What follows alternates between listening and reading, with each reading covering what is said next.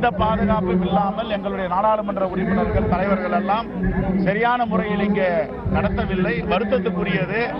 ஏன் ராமநாதபுரம் காவல்துறை இவ்வளவு மெத்தனமாக இருக்கிறது என்ற வருத்தத்தை நாங்கள் இங்கே பதிவு செய்ய விரும்புகிறோம். நாங்கள் கட்டுப்பாடோடு வருகிறோம், ஆகையால் எந்த பிரச்சனையும் இல்லை.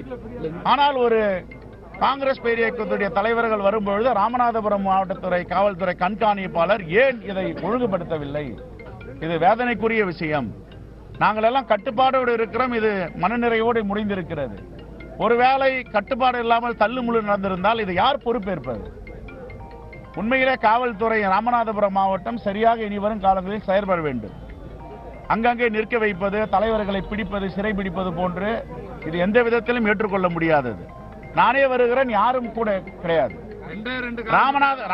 சிவகங்கையில சரியான முறையில கூட்டிட்டு வராங்க, மதுரை மாவட்டம் சரியான முறையில் கூட்டு வராங்க. ராமநாதபுரம் மாவட்ட காவல்துறைக்கு என்ன பிரச்சனை? ஏன் இவ்வளவு அலட்சிய போக்கு?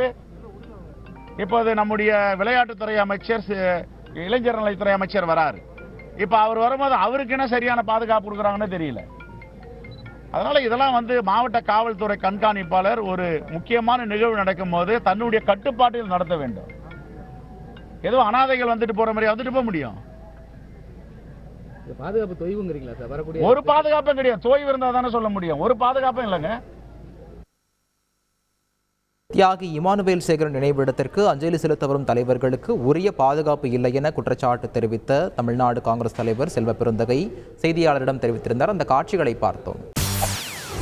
செய்திகளை உடனுக்குடன் தெரிந்து கொள்ள உடனே சப்ஸ்கிரைப் பண்ணுங்க.